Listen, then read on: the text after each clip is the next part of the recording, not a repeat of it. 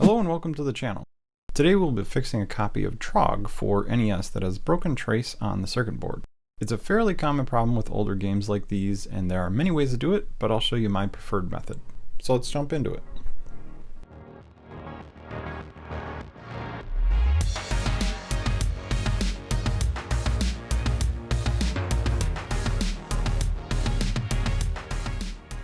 First, I'm going to open up the cartridge and give it a good clean to get a fresh look at everything. Then I can show you the broken trace that needs fixing much easier that way. To be honest, I've never played Trog or even heard about it before seeing this copy on eBay listed for repair. But I looked up a few things about it before fixing and found some interesting info. It came out in 1990 and it's basically a Pac-Man clone that was released for the NES as well as arcades at the time. You can even see it in the background of Terminator 2 during the arcade scene with the T-1000. Here's an ad showing the full cabinet with the awesome claymation or Playmation figures, as Midway called them, next to it. The animations in this game are fantastic and actually made me laugh out loud a few times because they're so great. The caveman or Trogs run after you, the dinosaurs, and try to eat you, much like Pac-Man's ghost. But when they catch you, it's hilarious watching your little dino be eaten until nothing but bones are left. I wasn't expecting it to be great, but it's a fun little version of Pac-Man that I could see myself getting lost in just as easy as the parent game it's based on.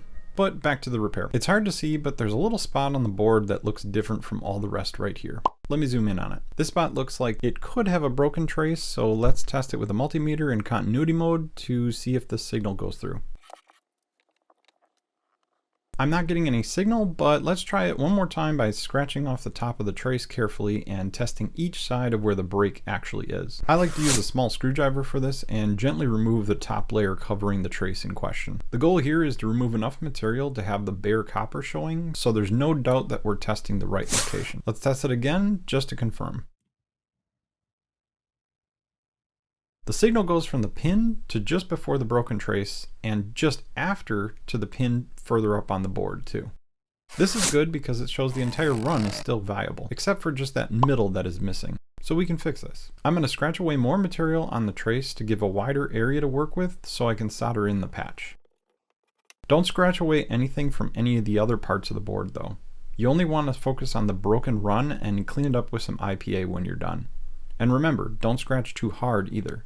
You just want to remove the top layers so you have access to the copper trace underneath. I like to save component legs from previous projects for specifically this reason, and that's what I'm using to make this patch right here. You can really use anything available to you for this.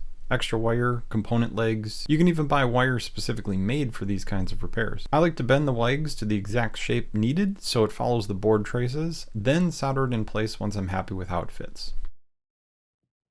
This is the tricky part though. Because it's so small, it's hard to keep it in place while you heat both sides of the part to tack it down. I always use extra flux for this, and that typically helps keep the repair part in place since it does make it a little sticky. Then carefully add a little solder to the end of your iron and touch each of the sides of the patch. You'll need to hold the opposite side with another tool to make sure it doesn't move though.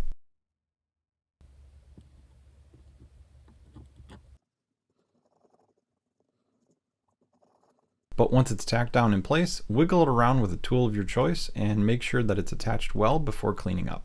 Once you know it is in place and sufficiently attached, then clean up any excess solder, like how I got too much on the board pin, and any excess flux with some IPA. At this point you can test it to make sure it's working, but I'm fairly certain this is fixed, so I'm going to move on to the next step, which is covering the repair. I use green nail polish for this, but you can purchase regular solder mask for these jobs if you'd like.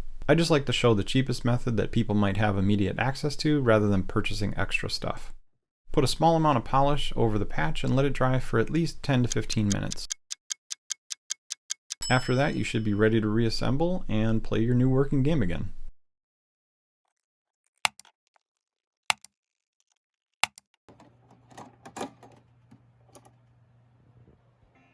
The repair looks like it's working great because the game is starting right up.